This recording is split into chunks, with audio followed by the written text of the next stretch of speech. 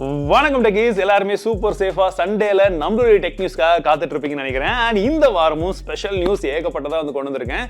முதல் நியூஸ் என்னன்னு பார்த்தீங்கன்னா, ரியல்மியோடைய அந்த ஸ்பெஷல் கொலாபரேஷன் மொபைல் ஃபோனை அறிமுகப்படுத்தியிருக்காங்க. அண்ட் நிறைய பேருக்கு ஓகேவா இருக்கு, சில பேருக்கு கடுப்பாகவும் இருக்கு. தாகம் எடுத்தா இந்த ஸ்மார்ட் ஃபோனை நீங்க வாங்குவீங்களா, கன்சிடர் பண்ணுவீங்களான்றத நீங்களே இந்த இமேஜை பார்த்துட்டு கீழே கமெண்ட் செக்ஷன்ல சொல்லுங்க. மற்றபடி நான் என்ன சொல்றது எனக்கும் தெரியல. கொக்கோ கோலாவுடைய கொலாபரேஷன்ல வரக்கூடிய இந்த ஒரு மொபைல் ஃபோன் என்னவா இருக்க போகுது? மேலே ஒரு ஸ்டிக்கரை ஓட்டி கொடுத்தா போதுமாடா அப்படின்ற மாதிரியான கேள்விகள் தான் எனக்குள்ளேயும் இருக்கு. பார்க்கலாம், ஒரு வேலை இன்ட்ரெஸ்ட் இருந்ததுன்னா மொபைல் கைக்கு வரட்டும். ஏதாச்சும் வேற ஏதாச்சும் மாற்றிருக்காங்களா இல்லை வெறும் ஸ்டிக்கர் மட்டும் தானன்றதை அப்போ பார்க்கலாம். 2023க்கான பட்ஜெட்ல நிறைய விதமான விஷயங்கள் இருந்தது. பட் நமக்கு தேவையான முக்கியமான விஷயங்கள் என்னன்னு பார்த்தீங்கன்னா, ஸ்மார்ட் போன்ஸாக இருக்கட்டும், இல்லாட்டி டிவிஸாக இருக்கட்டும், லித்தியம் அயன் பேட்டரிஸாக இருக்கட்டும், ஈவிஸாக இருக்கட்டும், இதோடைய பிரைசிங் எல்லாம் வந்து இறங்கிறதுக்கான வாய்ப்புகள் இருக்கு. ஆனால் மற்ற சைடில் பார்க்கும்பொழுது உங்களுக்கு கோல்டு, சில்வர், பைசைக்கிள், டாய்ஸ் இதோடைய பிரைசிங் எல்லாம் ஏறுவதற்கான வாய்ப்புகளும் அதிகமாக இருக்கு. நிறைய விதமான டாக்ஸேஷன்லாம் வந்து கொஞ்சம் கொஞ்சமாக வந்து மாற்றிருக்காங்க. அஃப்கோர்ஸ் உங்களுக்கு என்ன விஷயங்கள் என்னன்றது ஏற்கனவே வந்து தெரிஞ்சிருக்கும். பட் நீங்க எதுக்காக வெயிட் பண்றீங்கன்றத காமெண்ட் செக்ஷன்ல சொல்லுங்க.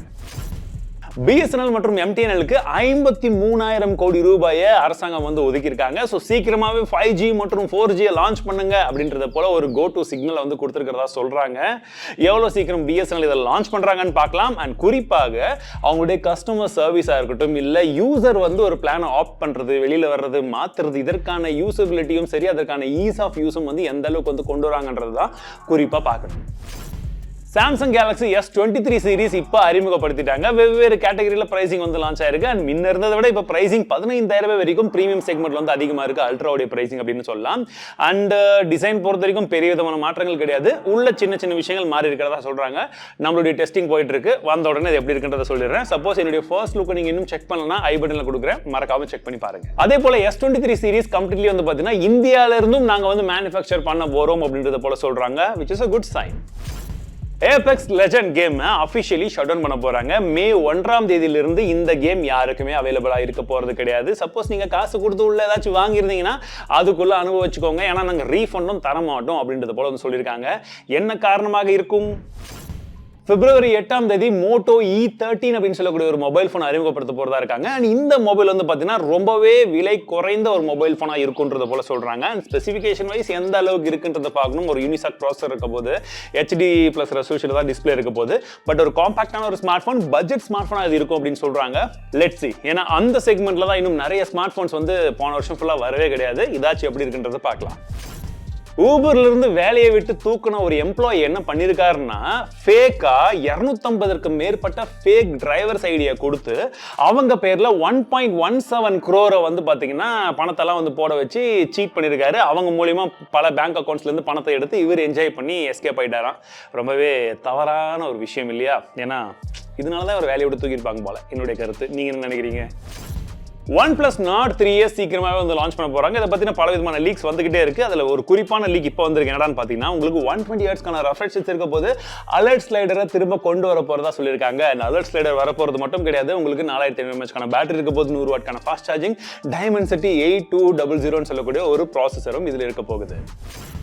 Realme GT Neo 5 அப்படின்னு சொல்லக்கூடிய ஸ்மார்ட் போனை இப்போ ஜஸ்ட் டீஸ் பண்ணியிருக்காங்க. பார்க்கும் போது வேற லெவல்ல இருக்கு. ஏன்னா பின்பக்கமாக ஒரு RGB லைட் இருக்கிற மாதிரி வந்து கொடுத்துருக்காங்க. ஸோ இந்த லைட்டை பார்க்கும்போது நிறைய பேருக்கு வேற ஒரு ஃபோன் ஞாபகம் வருமே. இது இல்லைங்க, இது ROG ஃபோன். ஏன்னா அவங்க தான் இந்த அஃபிஷியலா பின்னாடி எல்லாம் லைட்டிங் எல்லாம் வந்து வச்சு கொடுத்தாங்க. அதுவும் RGB லைட்டிங் எல்லாம் வேற லெவல்ல இருந்துச்சு. ஸோ இதுலயும் அது இருக்க போறதா சொல்றாங்க. இது பிப்ரவரி மாதத்துல வந்து பாத்தீங்கன்னா சைனால லான்ச் ஆக போகுது. பட் குளோபலா எப்போ லான்ச் ஆகும் அப்படின்றது தெரியல. S22 அல்ட்ராவை விட S23 அல்ட்ரால பெரிய விதமான மாறுபாடுகள் இல்லாட்டியுமே நீங்க ஒரு அல்ட்ரா ஸ்மார்ட் போன் வாங்கணும்னு வெயிட் பண்ணிட்டு இருந்தீங்கன்னா S22 அல்ட்ராவை இப்போ நீங்க கன்சிடர் பண்றதுக்கு கரெக்டான டைமா இருக்கும். யூடியூபுடைய ப்ராடக்ட் டேகிங் செக்ஷன்ல நான் அந்த ப்ராடக்ட்டை கொடுத்து வைக்கிறேன். சப்போஸ் உங்களுக்கு இன்ட்ரெஸ்ட் இருக்கு, செக் பண்ணி பார்க்கணும்னா செக் பண்ணி பாருங்க. இந்த வாட்டி ஜியோ சினிமால 4Kல IPL ஸ்ட்ரீம் பண்றதுக்கு BCCIயும் அப்ரூவல் வந்து கொடுத்துட்டாங்க. அண்ட் இது இலவசமாக இருக்க போகுது அப்படின்னு சொல்றாங்க.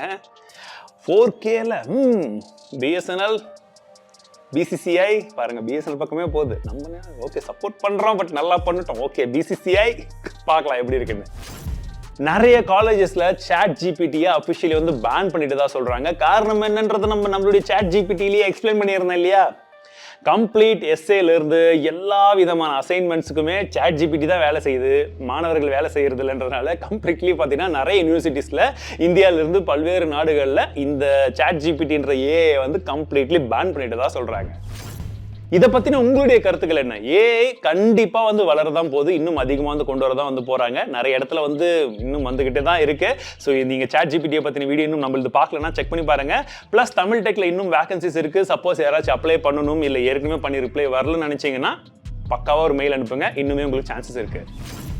இந்த வர தமிழ் டெக் நியூஸ் கண்டிப்பா உங்களுக்கு பிடிச்சிருக்கீங்கன்னா ஸோ பிடிச்சிருந்தா மறக்காம லைக் பண்ணுங்க. அண்ட் வீக்லி டெக் நியூஸ் ஒரு தடவை தான் பண்றோம், பட் ஆதரவுகள் ரொம்பவே கம்மியா இருக்க மாதிரி தெரியுது.